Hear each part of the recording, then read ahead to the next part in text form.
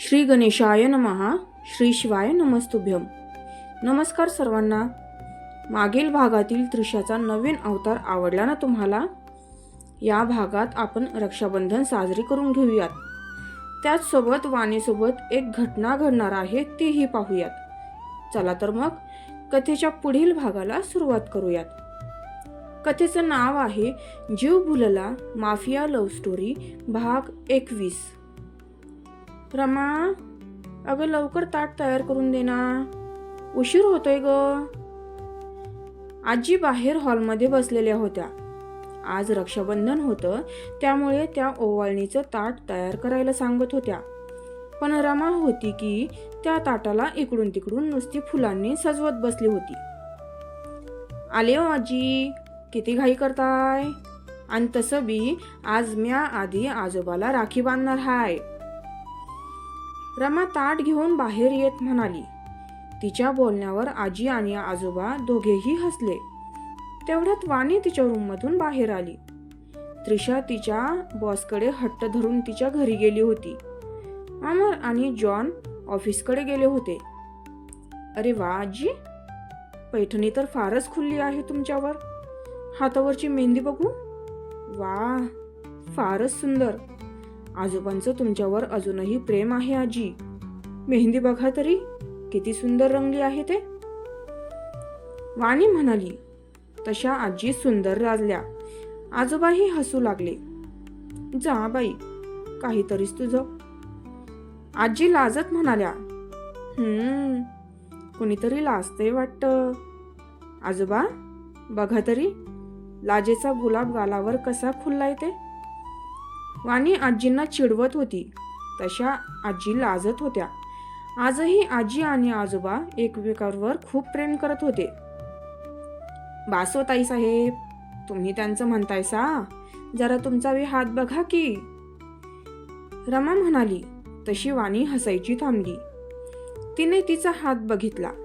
तिच्या हातावरची मेहंदी इतकी रंगली होती की कोणाचीही नजर लागेल. ती काही क्षण स्वतःच्या हाताकडे बघतच राहिली. मग रंगणारच ना, माझा नातू पण खूप प्रेम करतो तिच्यावर. आजी आता वाणीला चिडवत होत्या, पण वाणी हाताकडे बघत एकदम शांत उभी होती. सरकावो आजी, मला आजोबांना राखी बांधायची हाय. रमा म्हणाली. आवाजासरशी वाणीही भानावर आली. आजी थोड्या बाजूला सरकल्या. रमा आजोबांसमोर येऊन उभी राहिली. आजोबाही सरळ बसले. रमाने त्यांना टिका लावला. त्यावर तांदळाचे दाणे चिटकवले. हातातले उरलेले तांदूळ त्यांच्या डोक्यावर टाकले. नंतर राखी बांधून ओवाळलं आणि पेढ्यांच्या बॉक्समधला एक पेढा त्यांना भरवला. तसा आजोबांनीही तिला पेढा भरवला. आजोबांनी आजीला इशारा केला तसं आजींनी शेजारी ठेवलेली एक पिशवी आजोबांच्या हातात दिली. आजोबांनी ती रमासमोर धरली. अवा आजोबा, हे नकोय जी मला. तुमचा आशीर्वाद काफी हाय. रमा मागे सरकत म्हणाली. राहू देत ग, आजपर्यंत दिलंय का आम्ही तुला?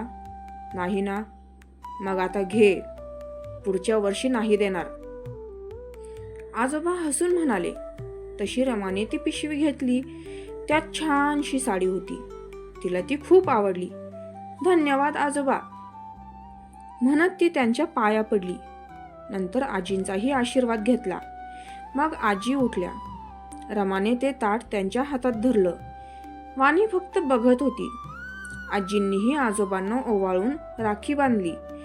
तशी वाणी आ वासून पाहू लागली. आजी, अहो तुम्ही आजोबांना राखी म्हणजे ते. वाणीने अडखळत विचारलं. का? काय झालं वाणी? राखी फक्त भावालाच बांधायची असं काही नाहीये बाळा. राखी त्याला बांधायची असते जो आपला रक्षक असतो. मग तो भाऊ असो, बाप असो, देव असो, नवरा असो, मुलगा असो, मामा, काका, आजोबा की बॉर्डरवरचा शिपाई असो. हे सगळे आपले रक्षकच तर आहेत. हे सर्वच आपले रक्षण करता आहेत. यांनी पावला पावलावर माझं रक्षण केलंय, माझी साथ दिलीये. हातात हात घेऊन चालत राहिले. माझ्या सुखादुःखात सहभागी झाले होते. आणि त्यामुळेच मी नेहमी दरवर्षी यांना राखी बांधत असते. आजी सांगत होत्या तशी वाणीच्या नजरेत त्यांच्याबद्दलचा आदर अजूनच वाढला होता. ती हसली आणि आजोबांसमोर येऊन उभी राहिली. तिनेही आजोबांना राखी बांधली. आजोबांनी दोघींनाही साडी दिली.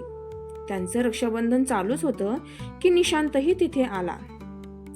वाणी, निशांतने आवाज दिला तशी वाणी तिकडे पाहू लागली. मामा म्हणत ती त्याच्या दिशेने गेली. जाऊन त्याला मिठी मारली. कशी आहेस? निशांतने विचारलं. तशी तिने होकारात मान हलवून ठीक असल्याचं सांगितलं. आजी आजोबा कसे आहात? निशांतने आजी आजोबांच्या पाया पडत विचारलं. आम्ही ठीक आहोत बाळा, तू कसा आहेस? आजींनी विचारलं.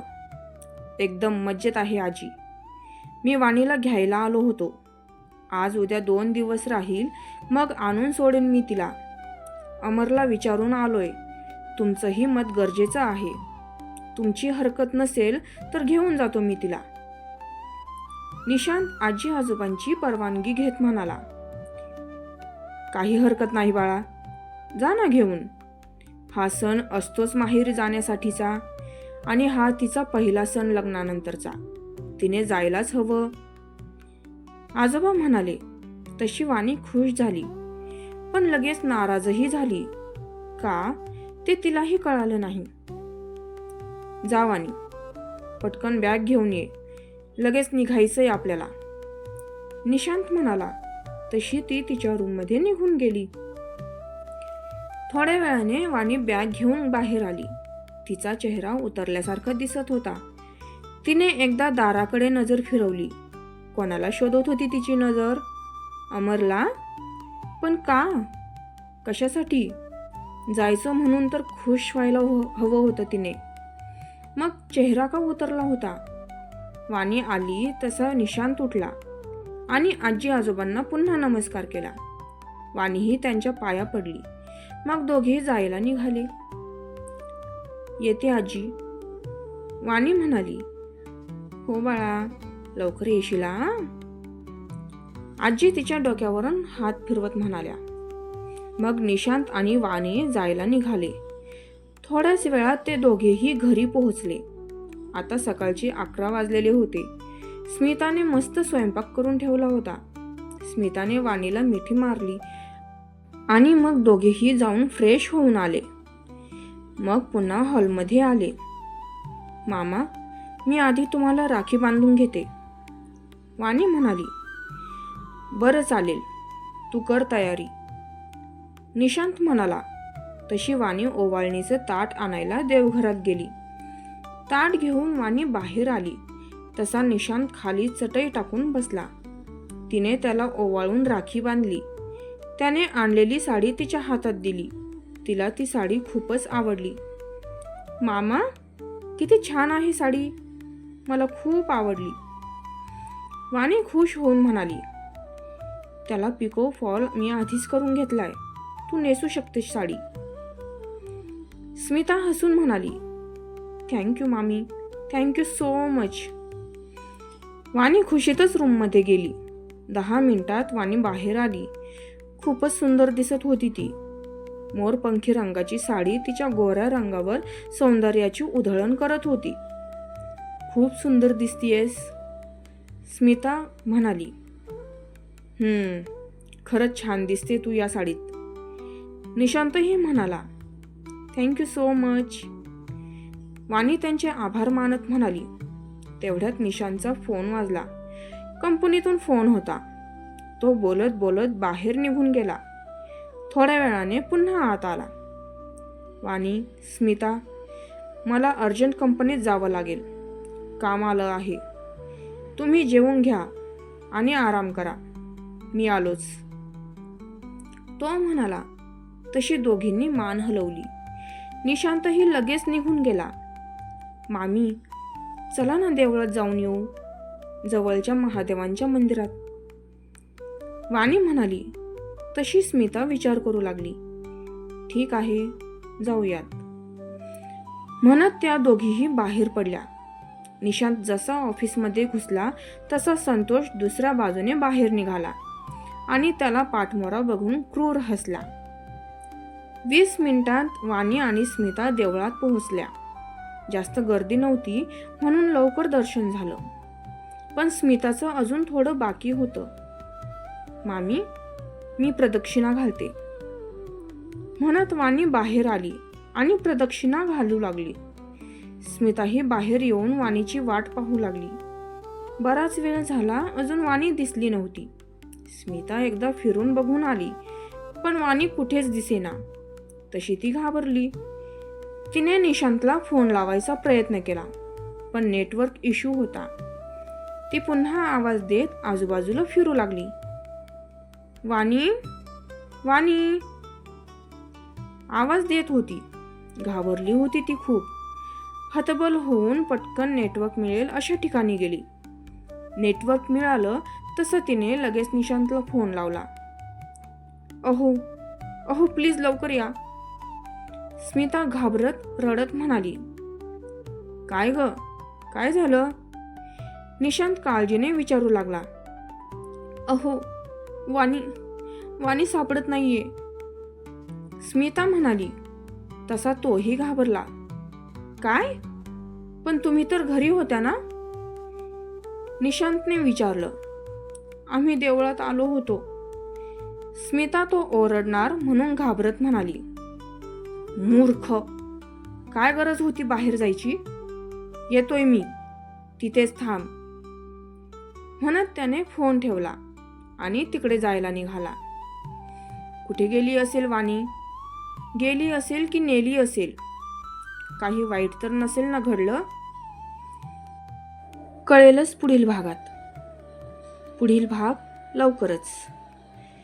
या भागात रक्षाबंधन बद्दल आजींचे जे विचार आपण पाहिले ते माझे स्वतःचे विचार आहेत. कोणाला आवडलं नसेल तर सोडून द्या.